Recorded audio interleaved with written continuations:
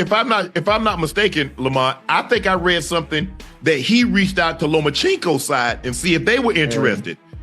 Did you read that also? Did you see that? Shannon Sharpe recently took aim at Gervonta Tank Davis, criticizing him after rumors surfaced that he might back out of a rematch with Lamont Roach. Instead, Davis is reportedly considering a fight with Vasyl Lomachenko. Sharpe questioned whether Davis is truly committed to facing Roach again, or if he's looking for an easier option. This has sparked a lot of debate among boxing fans. Somebody. Okay. Let's be real.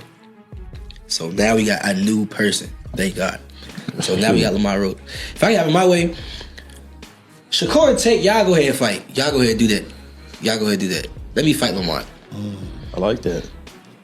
Y'all don't rematch just yet. Cause y'all still gonna have to rematch. Y'all still can rematch. Yeah. However it go between me, Lamont, and Shakur. Davis believes a fight between him and Lamont Roach will be one of the most exciting in the lightweight division. He respects Roach for standing toe-to-toe with him, acknowledging that Roach was able to take on one of the hardest punchers in the division. Davis is confident that they would deliver a thrilling fight. "Put me up against him. I'm not going anywhere. We're going to fight," Davis said. He emphasized that he fears no one and sees this fight as a big opportunity. While others are focused on bigger matchups, he added, "Let Shakur and Tank fight, but let me..." Lamont can really fight, you know what I'm saying? And I've been saying that, but I also been saying that I thought Tank was gonna knock him out, you know what I'm saying? So he proved me wrong that, like I said, he better than what we made him out to be, you know what I'm saying? But I don't think like Tank got exposed or nothing like that. I feel like Tank overall, like the bigger picture, he just wasn't focused for real. He, you know, doing a lot of arguing in the ring and just a lot of stuff that wasn't like, he wasn't just focused. He wasn't all the way locked in the ring. You heard him say something like, you know, it's a lot of things going on outside the ring that he was leading up to the fight, and shit, that's natural, you know what I'm saying? It's normal. Shit, I was going through the same thing to this last fight. You know? Davis admits that he might not have been fully focused during his first fight with Lamont Roach, but still gives Roach credit for being a great fighter in the lightweight division. He believes that Roach's performance in their first encounter proved that Roach belongs at the top level of boxing and deserves bigger fights. For years that nobody brings out, and it kind of brings to light why they keep matching him with 15 and 20 to 1 underdogs. There is a rumor that behind the scenes, the Gervonta, there's a lot of bitch in him. There's a lot of front runner in him. If you push him, he will break, he will fold. It starts to add up because Lamont is from the DC area. They kind of know this. They grew up around him. They fought in the amateurs. His father, who's his coach, has coached Gervonta in fights. So that thing sort of comes to light where it's been held back from the public with the limited opposition level that Gervonta's fought most of his career. So having said that, you don't want to start too fast. You want to measure your pressure and bring it out because you know already what you're dealing with. You're dealing with a guy that you know you'll bring the bitch out of him as the fight wears on. And you kind of started seeing that. Gervonta fouling. There's an interpretation that he was trying to bite at one time. I don't really see it. I've seen a lot of people in the comments saying he was trying to bite at one time. Shoulder strike. Then the taking all right. So knee and whatnot. You're saying he has to start that earlier. But here's the thing, if you started earlier, you're still dealing with a physically talented. Gervonta Davis is mentally weak, but he's physically talented. So Paulie Malignaggi has brought up a long-standing rumor about Davis, suggesting that he may be mentally weak. He argues that Davis is often matched up against heavy underdogs because he struggles under pressure. Malignaggi believes that Lamont Roach, who knows Davis well from their amateur days, might be the one to expose these weaknesses. He also pointed out that Davis's limited competition has kept this perception hidden from the public. Malignaggi's comments raised doubts about Davis's toughness, implying that his team carefully select opponents to protect him from serious challenges. It's a shitty fight. He should be fighting this guy. He should be fighting that guy. Who the heck is Lamont Roach? He's a guy coming up in weight, blah, blah, blah, blah, blah, blah, blah. You can go and listen to any number of my comments about it or whatever. I said from day one, stop that. This is a legit fight. This is a solid fight. You may not know much about Lamont Roach, but he's a very good, a very skilled fighter. He's got a lot of dog in him. He knows Tank really well from the amateurs.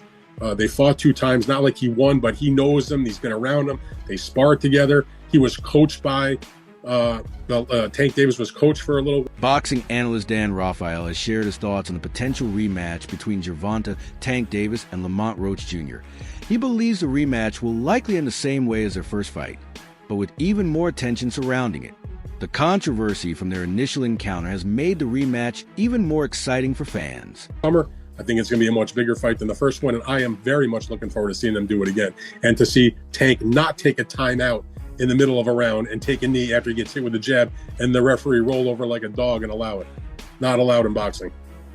In the immediate aftermath of the fight, Dan, I was asking people, is that fight now one we should take back to Washington, take it back to kind of where they both came through? Is it now just even bigger than that, though, with no respect to that area? But when you talk about the records they broke going to the Barclays Center, do you think they need to kind of emulate that and push it further, or can it go back to Washington and make it that big in-house fight there? Well, I mean, the people I've been talking to about this who are involved in, putting it all together, number one, they got to figure out what arenas are available and match it up with the dates and everything. But as I am told, and again, nothing is done yet on this at all, but they're looking about either doing it in Las Vegas or doing it in the DMV district, Maryland, Virginia is what that stands for, which is the home area of both guys. When Tank fought in the Capital One Arena, which is the big arena in the downtown Washington, D.C., where the professional basketball team plays, where the professional ice hockey team plays, where they have the big concerts and where there's lots of college basketball, Tank has the biggest gate in the history of the building. That building's been open for over 20 years. That's where, Mike Tyson fought Kevin McBride in his last fight before coming back to fight Jake Paul, some 20 years later. It's a big time arena, and they broke the record for gate. Also, coincidentally, a Rolling Stones concert was well over $5 million. A Tank fight against Roach, who was also from Washington. Tank's from Baltimore. It's about an hour away by car. So they've got all their fan base here. And that would be a much bigger fight than the Hector Luis Garcia fight, which is the Tank fight that broke the record. Now, Roach, he had his only title defense at 130, did it in Washington, in a small arena, but they did a good crowd there. He's got his own fan base here. He's got some element of popularity, and I guarantee you, and I live in the area, so I'm pretty well versed in the... Raphael notes that both fighters have gained more attention since their first meeting, making this rematch a high-profile event with bigger stakes. Fans are eager to see if Davis can secure a clear victory, or if Roach can prove that he truly belongs at the top of the division. With all the hype, this rematch is shaping up to be one of the biggest fights of the year. Who was great at doing that? Shane Mosley. Bam, bam, bam, bam, bam, then boom. He was great at that. He was doing it with Floyd. Bam, boom, boom, boom, bam. Not just wait and then hit you. Not just jab and then hit you. No, bam, bam, bam, bam, bam, bam. Punch him over. I've seen Roy Jones do it. Tank up his activity. Boom, boom, boom, boom, boom, boom, boom. And then force Lamont to counter. Yeah, bam. That's how you do it. That's how Tank is probably going. In a recent discussion, boxing commentator Showbiz the Adult suggested that Gervonta Davis might use advanced counterpunching techniques, similar to those used by the legendary Shane Mosley. This strategic shift could be key in how Davis approaches the rematch against Roach, potentially changing the dynamics of the fight. I think that was the greatest performance of Lamont Roach's career. I'm not taking nothing from him, but I think that's his ceiling. I think that was Tank's floor that night. Phenomenal fighters, both of them, but there's levels within this game, and I think Tank's just a level above. What differences do you think Tank, what is he going to do different in your mind? You said that Tank's floor. He's not going to sleep on him. He's not going to sleep on him. I don't think we had a locked-in Tank. He was talking to cornermen and the phantom knee or the phantom knockdown and all that. I don't really think he was mentally all there. Physically, Tank is what Tank is. He's in the prime of his life, 30 now? Yeah. So he's in his prime physically, but mentally, he's arguing with his corner in between rounds. I think that's where he got to lock in a little bit more. Decision to stoppage. That boy got a chin, man. He showed me that Roach got a chin. Boxing analyst Justin Palmieri believes Davis is likely to win the rematch with Lamont Roach Jr. He argues that Roach's performance in their first fight was the best he's ever been, while Davis wasn't fully focused. Palmieri suggests that when Davis is fully prepared, he will show why he's a superior fighter. He sees the rematch as an opportunity for Davis to fix his mistakes and dominate the fight, using his power, skills, and experience. Palmieri expects a rematch to be very different from their first encounter, with Davis leaving no doubt about his superiority. By his performance, he set himself up with the rematch with Tank. We know that's going down. But also, if Roach would have beat Tank, Eddie says that he would have then put Forrest in a corner to fight Shakur. Now, it's a fight we really haven't spoken about. Hypothetically, Does Roach beat Tank in the rematch? And what sort of fight would Roach versus Shakur be? Let me know. He should have lost the fight. I mean, he should have had a point deducted. There's no doubt about that. But two, people criticised the Roach fight. I knew it would be a good fight because we know Roach is a good fighter, but people in boxing know that Roach is a good fighter. Now it's giving him another fight. Because if he would have beaten Roach, he's kind of backed in a corner to fight Shakur Stevenson, I think. But now he's got a rematch that's actually much bigger than the first fight. So, yeah, I think he'll be more switched on for this maybe, but Roach is a good fighter. It won't be easy. Promoter Eddie Hearn has weighed in on the situation, stating that had Davis won decisively against Roach, he could have moved on to a fight with Shakur Stevenson. However, the draw has forced a rematch, putting other potential matchups on hold. Hearn emphasizes that resolving the ongoing rivalry between Davis and Roach is now a priority. We was talking shit, right? But he like, you ain't gonna win. I say, why not? What you talking about? He like, they ain't gonna give it to you. I say, oh, is that right? So, you know, that's how boxing work. It's sad to say, you know, that's how boxing work. I'm not like totally upset. I figured with a superstar, you won't get too much on paper. But shit, I damn sure thought I had it. Especially when they announced the score for him. I was like, oh, they gonna give me a split decision win. I was like, oh yeah. I said, oh shit, here it goes. But as soon as I heard that 114, I was just like, damn, all right, it's over with. So yeah, man, it's just crazy. I ain't gonna lie. Like Lamont Roach Jr. recently revealed a conversation he had with Gervonta Davis during their first fight, where Davis told him, they ain't going to give it to you. This remark suggested that Davis felt the judges would favor him no matter how Roach performed. Roach acknowledged that, in boxing, high-profile fighters often get the benefit of the doubt when it comes to scoring. His comments highlight the challenges of facing big stars, where politics can sometimes overshadow talent. Roach also pointed out that, to secure a win over a superstar, you often need Guys, they go by city limits that absolutely showed out on this. I can't wait for y'all to hear it. I'm not gonna ramble too much. As always tag the original creators so you guys can go back, follow them, and support everything that they do. But without further ado, I want you guys to Do me a favor, Mr. Undertaker, man. Please drive slow. Please drive slow.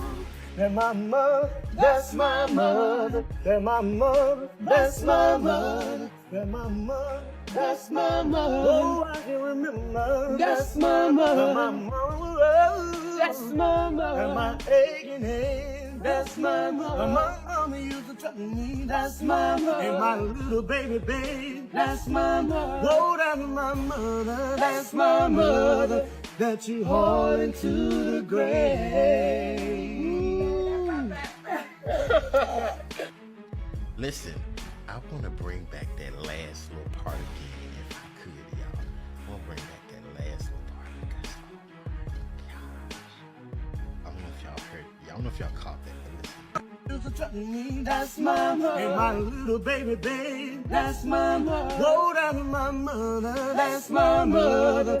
That you hauled she had into tears in the her grave.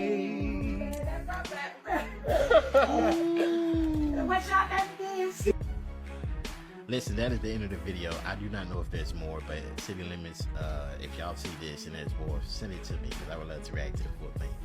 But without further ado, again, that is City Limits. It's All You Can Sing Too. As always, I always tag the original creators so you guys can go follow and support everything that they do. But at this time, I'm officially Gervonta Davis is eager to secure a rematch with Lamont Roach as soon as possible, with May being a possible date. After their controversial draw, Davis knows his reputation is on the line and wants to prove his abilities. The first fight left many wondering if Davis truly dominated, and he sees this rematch as his chance to silence any doubts. With so many top contenders in the lightweight division, Davis knows he needs to make a statement by facing Roach again. This is his chance to reaffirm his status as one of the best. He'll be able to prove himself. I don't really believe there was a reason to call out a knockdown if you don't call Roach's shit a knockdown as well. They both was on the knee, pause. They both took a knee. So it cancels each other's out. It's either both are knockdowns or none. And neither are. So what we talking about? No. They definitely hate Tank. That part is a fact. Nah, I don't. I'm saying not in saying general. us. In general. I'm just saying like couldn't wait. He got to Mayweather level where people hate him. When you do well enough, people look for you to. Yeah, that's good. Success breeds that. When you that's a fact. Either they love you or they hate you. There's no in betweens. No longer indifferent for you because everyone knows you. You know what I'm saying? You selling out the Barclays and shit like that. Niggas was there specifically for a knockout. We don't get what we want. Yeah. Mind you, that was the most they ever sold in the Barclays. Most tickets they ever in sold. life. Yeah. Ever in life. Yeah. Of course. He broke a record in the Barclays. He does that for every arena he fights in. You know what I'm saying? That was dope. I know. But people are there for a reason. Yeah. And that's how fast the world turns on you. It's kind of corny. Love you and they hate you and they love you again. And when this shit drops in the comments, oh yeah, y'all niggas love to, and that's fine, whatever, man. But anybody that's that successful, you know what I'm saying, especially in that realm of shit that they can't accomplish, yeah. A rematch between Gervonta Davis and Lamont Roach is looking more and more likely. Davis has shown strong interest in the fight, but the exact timing is still up in the air, while Davis has other potential opponents. Facing Roach again will allow him to settle their rivalry and reaffirm his dominance in the division. Their first fight ended in controversy, making the rematch even more significant for both fighters.